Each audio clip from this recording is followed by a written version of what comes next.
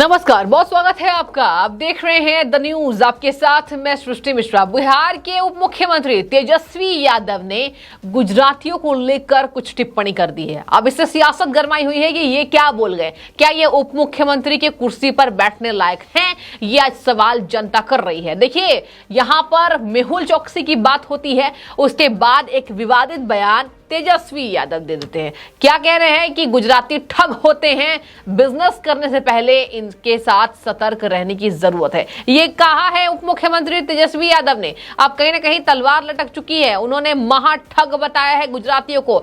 गुजरातियों में इसके लिए विरोध भी हो रहा है कि ये क्या बोल गए तेजस्वी यादव। वो किसी कुर्सी पर बैठे हुए हैं, उन्हें उनकी पद की गरिमा समझनी चाहिए और पूरे गुजरातियों को टारगेट करना ये निंदनीय है। यह दिखाता है कि तेजस्वी यादव कैसे मानसिकता के व्यक्ति हैं। आपको बता दें कि अब लालू यादव पर भी कहीं ना कहीं इस बात को लेकर गाज गिर रही है कि लालू यादव जिस तरीके से उनका नेतृत्व रहा है, यही वजह है कि आज तेजस्वी यादव पूरे गुजरातियों पर दाग लगा रहे हैं और ये दाग कतई गुजराती बर्दाश्त नहीं करेंगे। देखिए, तेजस्वी यादव ने महा ठग बताया है, जिसके बाद से ट्विटर पर वार पलटवार का दौर शुरू हो गया। एक लाइन उन्होंने कही कि इस देश में केवल गुजराती ही ठग हो सकते हैं और उनकी ठगी को माफ कर दिया जाएगा। देखिए, यहां पर मेहुल चौकसी का क्या विवाद हुआ उसको जनता भूल गई, लेकिन इन्होंने इस तरीके से जनता में विरोध है उस पर अब तक कुछ नहीं इनकी पार्टी की तरफ से बोला गया है। इसके साथ ही आपको बता दें, बड़े लीडर्स पर गाज गिर रही है। यहां पर तेजस्वी यादव को बताया जा रहा है कि वो नादान नहीं है, जानबूझकर उन्होंने ये बात कही है और देश इसको कतई बर्दाश्त नहीं करेगा। क्योंकि आप देखिए, विपक्ष में बैठे हैं, लेकिन किसी के बारे में ऐसा बोलना, किसी राज्य के बारे में ऐसी बात कहनी, और गुजरात में जिस तरीके से अभी विरोध प्रदर्शन तेज होने वाला है, उससे तेजस्वी यादव को सतर्क रहने की बेहद जरूरी है। देखिए, यहां पर गुजरात मॉडल को पूरे देश में लागू करने की बात हो रही है और क्या कह दिया कि गुजराती महाठग होते हैं। इस पर लगातार जनता अपना रिएक्शन दे रही है। देखिए, मैं आपको थोड़ी चर्चा करके बता देती हूं कि क्या मेहुल चौकसी की वो बातें थी जिस पर उन्होंने इस तरीके से बयानबाजी अपनी तेज कर दी, जिसके बाद से तेजस्वी यादव विवादों में फंसे हुए। देखिए भगोड़े मेहुल चौकसी को इंटरपोल ने बड़ी राहत देते हुए उनके ऊपर से रेड कॉर्नर नोटिस हटा दिया। इसका मतलब क्या है दर्शकों, कि वो पूरे देश में आजादी के साथ घूम सकते हैं, वो विदेशों में कहीं भी जा सकते हैं, उन्हें पूरी छूट दे दी गई है इंटरपोल के द्वारा। अब इसको क्या माना जा रहा है, भारत के लिए तगड़ा झटका माना जा रहा है कि अब भारत उन्हें लाने के लिए ये जो जद्दोजहद छिड़ी हुई थी, इस पर सेंधमारी लगाने का काम इंटरपोल ने कर दिया। इसी बात को लेकर कुछ पत्रकार तेजस्वी यादव के साथ बातचीत करते हुए दिखाई दिए।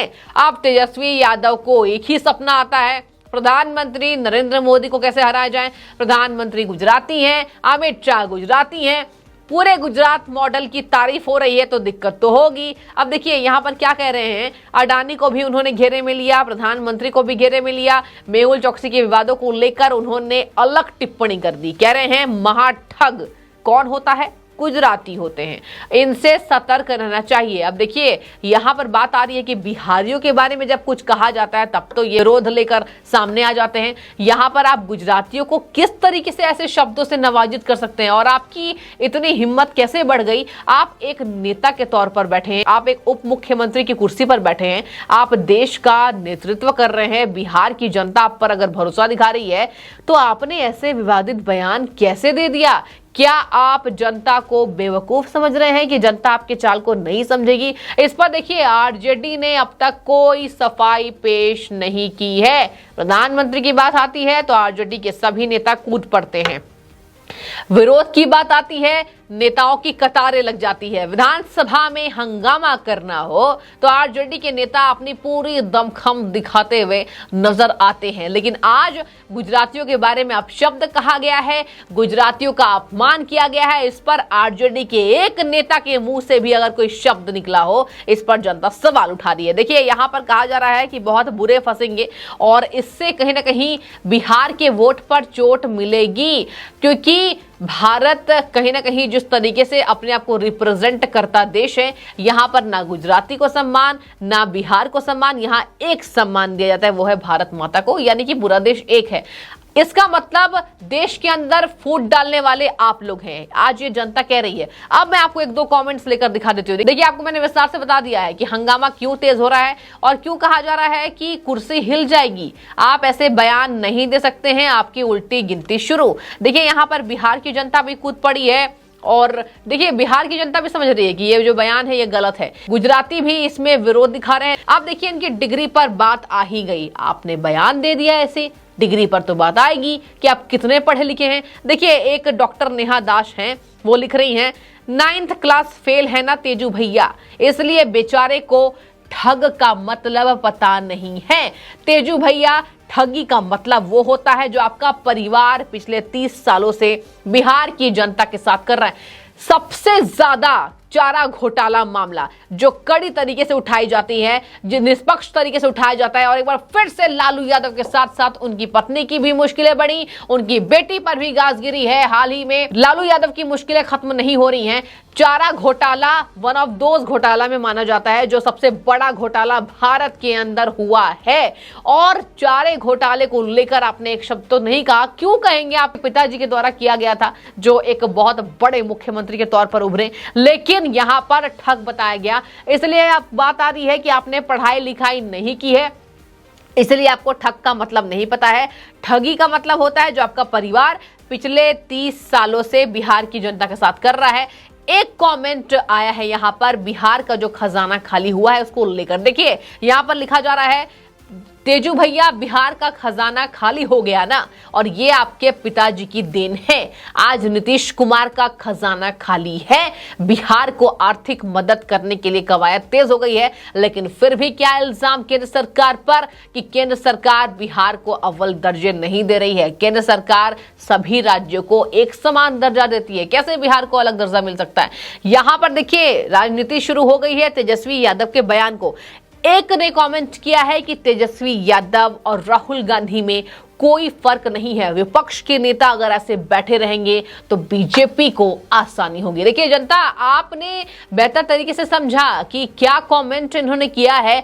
ये राजनीतिक कमेंट नहीं है, ये बेबुनियादी कमेंट है। आपने पूरे गुजरात के लोगों पर सवाल उठाया है। आपको क्या लगता है कि गुजरात की जनता आपको माफ इतनी आसानी से तो नहीं करेगी, आपको बाहर आकर माफी मांगनी होगी। देखिए, यहाँ पर माफीनामे के लिए भी सोशल मीडिया पर बवाल शुरू हो गया है, जहां पर लिखा जा रहा है कि गुजरात ठग तो गांधी भी गुजरात से एक थे।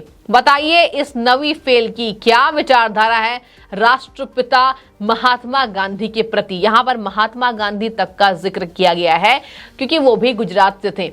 यहां देखिए, तेजस्वी यादव की मुश्किलें कम नहीं हो रही हैं क्योंकि उन्होंने पूरे गुजराती के बारे में अपशब्द कहा है। देखिए, एक और वीडियो वायरल हो रहा है जहां पर लिखा गया है कि ईडी और सीबीआई की जो गाज गिरी है बिहार के ऊपर, आरजेडी के नेताओं पर, इसकी तिलमिलाहट है, इसकी बौखलाहट है जो तेजस्वी यादव को रास नहीं आ रही है। और तेजस्वी यादव कुछ भी बोल रहे हैं। आपने प्रधानमंत्री के बारे में विरोध जताया, ठीक है, आप विपक्ष में बैठे हुए हैं, आपको विरोध जताना लाजमी है, लेकिन आपने गुजरात के लोगों को कैसे ऐसे हिम्मत करके आपने पूरी गुजराती को ठग बताया, ये तो बेबुनियादी है। इस पर आपको गाज गिरेगी और ये लालू यादव से भी प्रश्न करना बनता है। आज जनता लगातार मांग उठा रही है, तो तेजस्वी यादव की मुश्किलें बढ़ गई हैं।